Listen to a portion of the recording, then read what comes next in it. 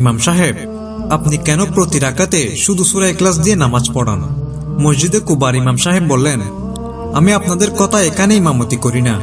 রাসূল সাল্লাল্লাহু আলাইহি ওয়াসাল্লাম আমাকে এই মসজিদের ইমাম হিসেবে নিযুক্ত করেছেন, আর আমি এভাবে সালাত পড়াবো। কিন্তু তিনি যদি আমাকে এই মসজিদের ইমামতি থেকে বিদায় দেন, তবেই আমি বিদায় নেব। এবার সবাই নবীজি সাল্লাল্লাহু আলাইহি ওয়াসাল্লামের নিকট উপস্থিত হলেন এবং সবকিছু খুলে বললেন। সবকিছু শোনার পর রাসূল সাল্লাল্লাহু আলাইহি ওয়াসাল্লাম ইমাম সাহেবকে ডেকে পাঠালেন। অতঃপর ইমাম সাহেব আসলেন। রাসূল সাল্লাল্লাহু আলাইহি ওয়াসাল্লাম বললেন, হে আমার সাহাবী, এই ঘটনাটা কি সত্যি? সাহাবী বললেন, জি ইয়া রাসূলুল্লাহ। তারপর রাসূল সাল্লাল্লাহু আলাইহি ওয়াসাল্লাম বললেন, তুমি কেন শুধু সূরা ইখলাস দিয়ে নামাজ পড়াও?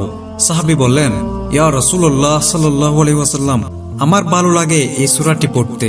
সূরা ইখলাসকে আমি ভালোবাসি। এই সূরাতে আমার আল্লাহর পরিচয় বলা হয়েছে। এই সূরার প্রতিটি আয়াতে আমার আল্লাহর পরিচয় আছে। এজন্য আমি এই সূরাটি পাঠ করতে ভালোবাসি। সাহাবীর কথা শুনে রাসূল সাল্লাল্লাহু আলাইহি ওয়াসাল্লাম বললেন, তুমি যেভাবে নামাজ পড়াতে ঠিক সেভাবেই পড়াবে, কেননা তুমি সূরা ইখলাসকে ভালোবাসো। এই ভালোবাসার কারণে আল্লাহ তাআলা তোমাকে কিয়ামতের দিন উত্তম মর্যাদা দান করবেন। সুবহানাল্লাহ। এই সূরার প্রতি তোমার ভালোবাসার জন্য আল্লাহ তাআলা তোমাকে জান্নাত দান করবেন। আল্লাহু আকবার। একবার রাসূল সাল্লাল্লাহু আলাইহি ওয়াসাল্লাম তাবুকের যুদ্ধে গেলেন। যুদ্ধে খ্রিস্টানদের সৈন্য সংখ্যা ছিল 40,000।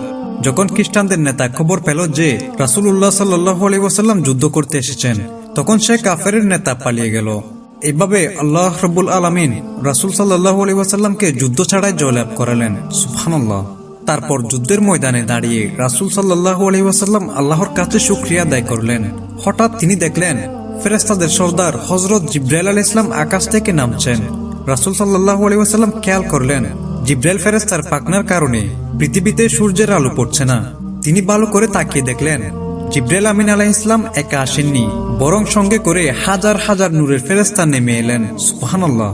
আল্লাহর রাসূল সাল্লাল্লাহু আলাইহি ওয়াসাল্লাম জিবরাইল ফেরেশতাকে জিজ্ঞেস করলেন, হে জিবরাইল, আপনার সাথে কতজন ফেরেশতা এসেছেন? জিবরাইল বললেন, 1,40,000।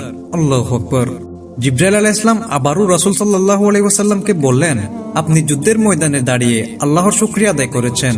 অন্যদিকে মদিনায় আপনার প্রিয় সাহাবী মুআবিয়া ইবনে মুআবিয়া আল মুজারি ইন্তেকাল করেছেন। ইন্না লিল্লাহি ওয়া ইন্না ইলাইহি রাজিউন। আপনি কি তার জন্য গায়েবানা জানাজা পড়াবেন না?